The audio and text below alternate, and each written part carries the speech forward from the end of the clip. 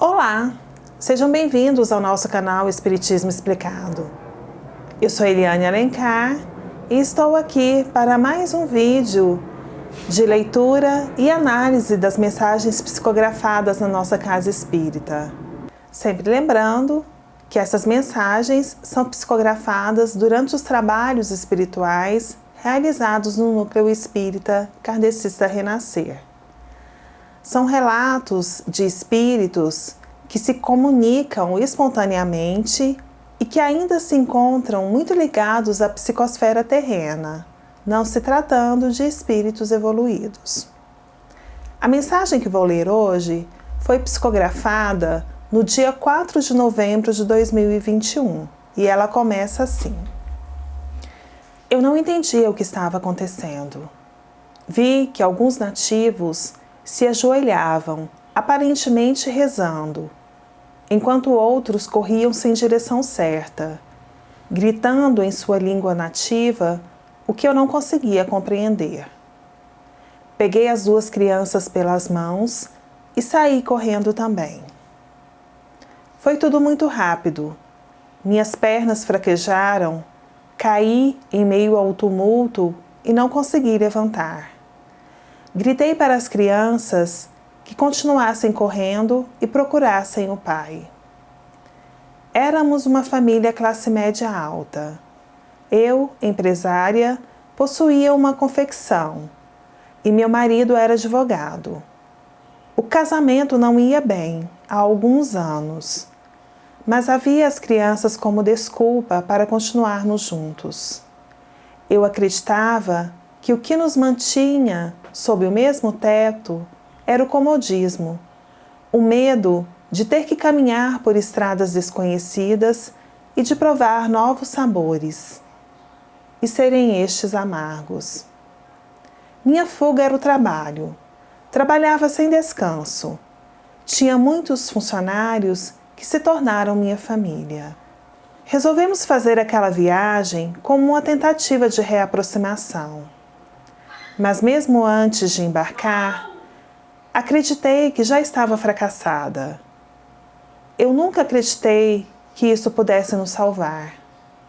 Pensava que nem Ramon acreditava. Pensava que nossa relação não tinha mais salvação e viveríamos aprisionados um ao outro, incapazes de tentar outras possibilidades até o fim de nossos dias. Eu amava meus filhos, mas confesso que a maternidade não era nem de longe o paraíso que eu esperava.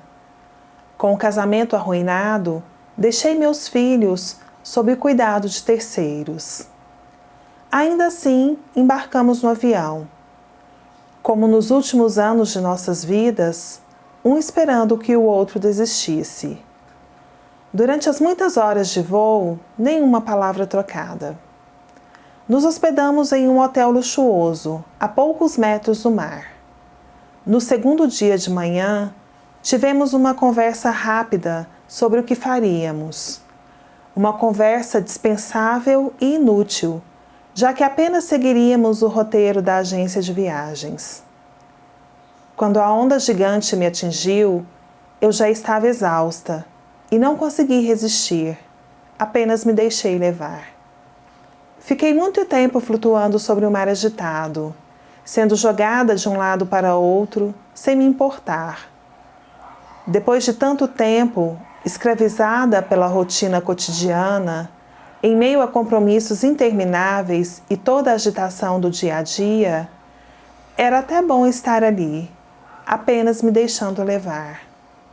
O mar finalmente se acalmou e eu continuei flutuando a esmo por um longo tempo. A princípio, aquela calmaria me trouxe paz, mas com o tempo fui ficando apreensiva, preocupada com a minha família. Senti saudades de casa. Encontrei uma ilha e resolvi ficar um pouco em terra firme. De lá pude observar o mar e me dei conta de que não havia reparado em sua esplendorosa beleza, como não havia reparado na beleza de minha vida, de minha família, da maternidade, da vida confortável e privilegiada que gozava. Soube depois que meses se passaram enquanto eu me sentia flutuando. Foi o tempo em que, após ser resgatada ainda com vida, estive em coma, sob efeito de drogas. No dia em que desligaram os aparelhos, sofri um choque. Saindo da ilha, em meio às águas tranquilas do oceano, e estava novamente em meio à onda gigante, em pleno maremoto. Havia centenas de pessoas como eu, como uma turba que gritava e chorava, desorientada e em pânico. Depois veio o cansaço e desmaiei exausta. Despertei em um hospital. Desta vez, sem o cheiro característico dos hospitais e o barulho incômodo dos aparelhos da UTI. O ambiente era agradável. Apareceu um enfermeiro prestativo que me ofereceu uma espécie de sopa, algo como um caldo grosso, e me fez um gesto para que eu não me movesse. Reparei que meu corpo estava cheio de ferimentos, espalhados principalmente pelo rosto e pelo peito. Senti dores terríveis e entrei em pânico mais uma vez. E mais uma vez voltei para o meio do maremoto.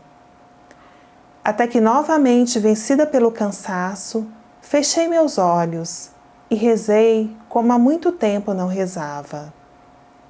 Lembrei das orações que aprendi quando criança e das quais me esquecera com o passar dos anos, as decepções e a vida corrida. Adormeci outra vez e dessa vez pude perceber quando os trabalhadores se aproximaram com a maca e me colocaram em veículo semelhante a uma ambulância. Mais um tempo no hospital e o enfermeiro simpático, que revezava com uma senhora igualmente simpática, cuidou de minhas feridas. E muito conversamos. Arrependida, falei principalmente da saudade que sentia da minha família. Um dia me informaram alegres que meu avô viria me visitar. Imediatamente lembrei-me dele, do aconchego de seu colo quando eu era criança e perdi meu pai. E ele veio e ficou comigo. O enfermeiro ligou uma espécie de TV com uma tela imensa, onde, qual filme, foram sendo projetados, em velocidade acelerada, os principais fatos de minha vida. Quando chegaram os momentos finais, a velocidade desacelerou e assisti aos meus últimos momentos, finalmente compreendendo o que acontecera. Afoguei-me no mar após ter sido levada pelas ondas do maremoto e fui tragada pela turba d'água. Desacordada, bati meu corpo, principalmente o rosto e o peito, nas pedras e nos objetos arrastados pelas águas, e fiquei ferida. Fui resgatada desacordada, mas ainda viva. Meu marido me surpreendeu cuidando de tudo e providenciando para que eu voltasse para nossa cidade natal e fosse internada em um dos melhores hospitais, não economizando recursos para que eu continuasse viva. Depois de quase 2 anos, sem progresso, desligaram os aparelhos e me libertei do corpo físico. Ramon, meu marido, ficou triste, muito sentindo a minha ausência. Fechou o escritório de advocacia e dedicou-se a cuidar das crianças e da confecção. Ele sabia que era importante para mim. Chorei muito tempo no colo do meu avô, que apenas me acolheu. Saí do hospital com ele, que me levou até uma pequena colônia, onde várias mães se preparavam para voltar ao mundo físico, e por lá fiquei. Depois de cerca de 12 anos, pude voltar e visitar a minha casa no mundo físico. Encontrei meus filhos já crescidos, ainda morando com o pai. Ramon estava mais alegre, mas ainda sentindo-se muito solitário. Tive compaixão daquele por quem um dia eu me apaixonara e do qual me afastara puramente por egoísmo e infantilidade. Pedi a meu avô que me ajudasse a cuidar de meu marido. E ele me apresentou a um grupo de amigos e passamos a visitar minha casa regularmente. No hospital, onde estive internada em coma, meu marido conheceu uma criança portadora de deficiência física grave e se aproximou da família, tornando-se grandes amigos. Os pais do menino levaram Ramon para trabalhar em uma associação de apoio para outras crianças e jovens na mesma condição. Meus filhos, posteriormente, se juntaram a eles. Todos trabalhavam voluntariamente, levando alegria a muitas crianças e suas famílias. Tivemos a oportunidade de nos encontrar, Ramon e eu. Ele veio até mim em sonho, desdobrado do seu corpo físico. Naquele encontro, nosso amor floresceu, com a saudade e as provas que havíamos enfrentado. Conversamos e lamentamos o que fizemos com o nosso casamento.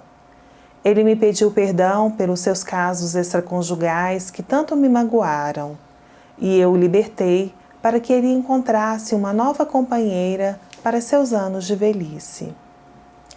Atualmente, me preparo para reencarnar na mesma cidade. Não terei a mesma condição financeira favorável, de modo a não me perder com as ilusões materiais. Perderei meus pais cedo e, dessa forma, serei forçada a um amadurecimento precoce. Levada pela necessidade, trabalharei como cuidadora de idosos e doentes. Serei enfermeira e, como meus benfeitores que cuidaram de mim, me dedicarei ao cuidado com o próximo para sobreviver.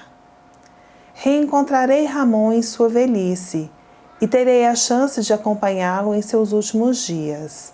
Desta forma, ficarei próxima de meus filhos, tendo a chance de construir com eles laços afetivos que não consegui enquanto mãe. Eu, que me descuidei dos que me foram confiados, retorno para cuidar deles, por um acréscimo da misericórdia divina. Pelo Espírito, Dora. Essa é a história de Dora, uma mulher que tinha uma família, com marido, filhos, mas que teve algum conflito, alguma intercorrência durante o casamento que a leva a uma grande decepção. Muitas pessoas criam expectativas ilusórias de ter uma família que caiba nos seus sonhos, com um marido ou uma esposa que seja um príncipe ou uma princesa encantada, e tem aquela ideia de felicidade duradoura, do viver feliz para sempre. E Dora ignora que competia também a ela proporcionar uma família feliz para seu marido e seus filhos.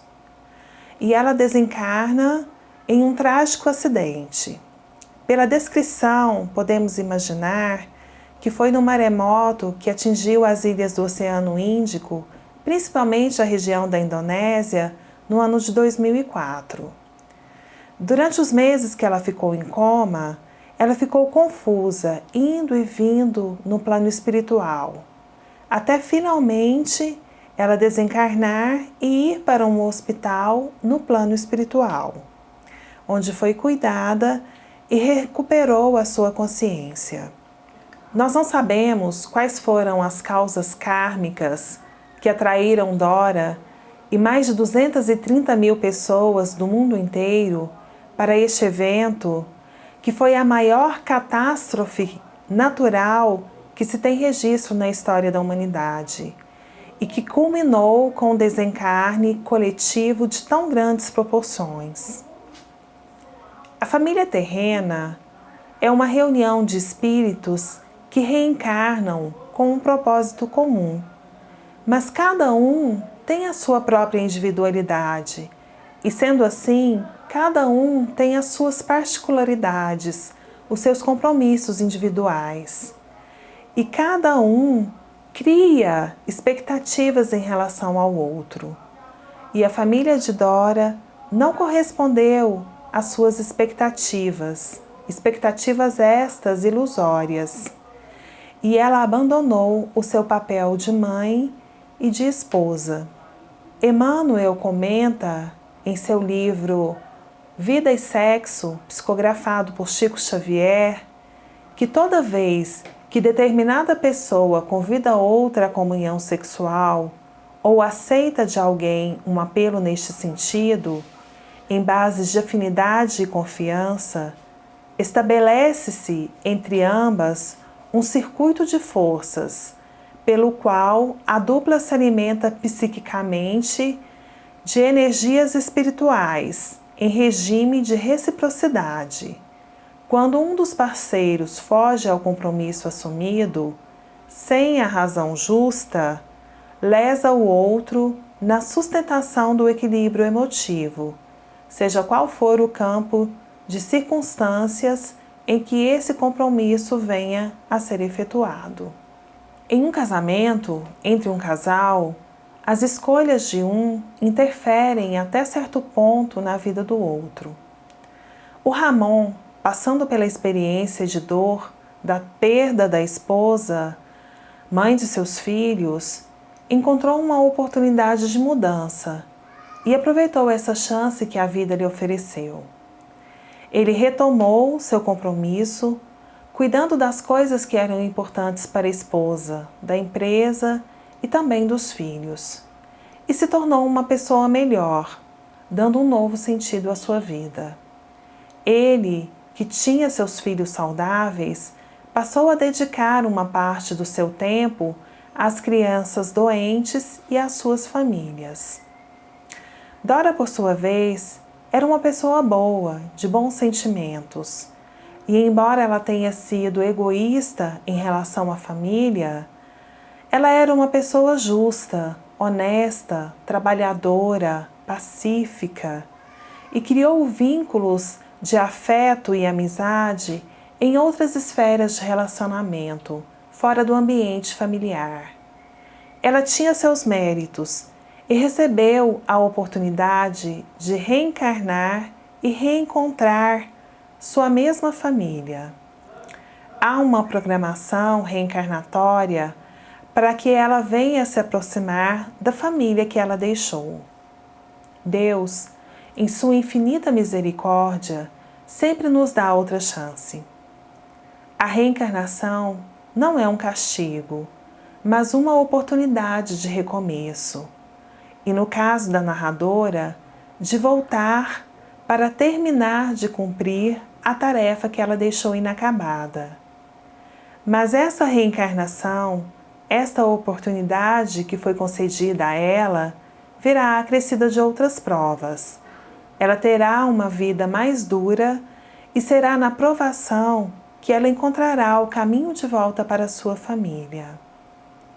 Nós nascemos em uma família como parte de uma programação, com algum propósito, na maioria das vezes, ou quase sempre, para ajustar, resgatar ou corrigir algum erro pretérito.